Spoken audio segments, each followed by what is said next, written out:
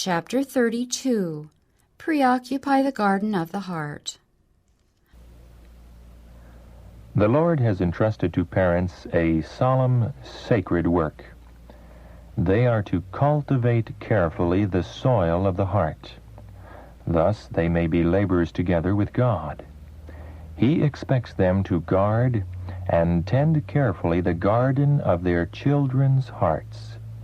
They are to sow the good seed, weeding out every unsightly weed, every defect in character, every fault in disposition needs to be cut away, for if allowed to remain, these will mar the beauty of the character. Parents, your own home is the first field in which you are called to labor. The precious plants in the home garden demand your first care. To you it is appointed to watch for souls as they that must give account. Carefully consider your work, its nature, its bearing, and its results.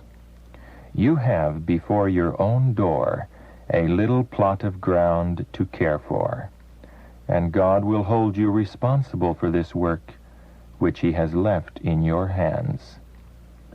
The prevailing influence in the world is to suffer the youth to follow the natural turn of their own minds. And if very wild in youth, parents say that they will come right after a while, and when 16 or 18 years of age will reason for themselves and leave off their wrong habits and become at last useful men and women. What a mistake! For years they permit an enemy to sow the garden of the heart. They suffer wrong principles to grow, and in many cases all the labor afterward bestowed on that soil will avail nothing. Some parents have suffered their children to form wrong habits, the marks of which may be seen all through life. Upon the parents lies this sin.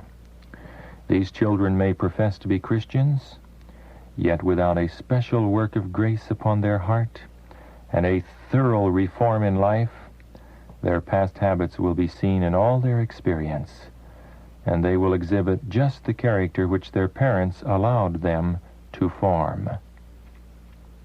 The young should not be suffered to learn good and evil indiscriminately, with the idea that at some future time the good will predominate and the evil lose its influence. The evil will increase faster than the good. It is possible that after many years the evil they have learned may be eradicated, but who will venture this? Time is short. It is easier and much safer to sow clean, good seed in the hearts of your children than to pluck up the weeds afterward. Impressions made upon the minds of the young are hard to efface. How important, then, that these impressions be of the right sort, that the elastic faculties of youth be bent in the right direction. In the earliest years of the child's life, the soil of the heart should be carefully prepared for the showers of God's grace. Then the seeds of truth are to be carefully sown and diligently tended. And God, who rewards every effort made in His name, will put life into the seed sown, and there will appear first the blade, then the ear, then the full corn in the ear. Too often, because of the wicked neglect of parents, Satan sows his seeds in the hearts of children, and a harvest of shame and sorrow is born. The world today is destitute of true goodness because parents have failed to gather their children to themselves in the home. They have not kept them from association with the careless and reckless. Therefore the children have gone forth into the world to sow the seeds of death. The great work of instruction, of weeding out worthless and poisonous weeds, is a most important one. For if left to themselves, these weeds will grow until they choke out the precious plants of moral principle and truth. If a field is left uncultivated, a crop of noxious weeds is sure to appear, which will be very difficult to exterminate.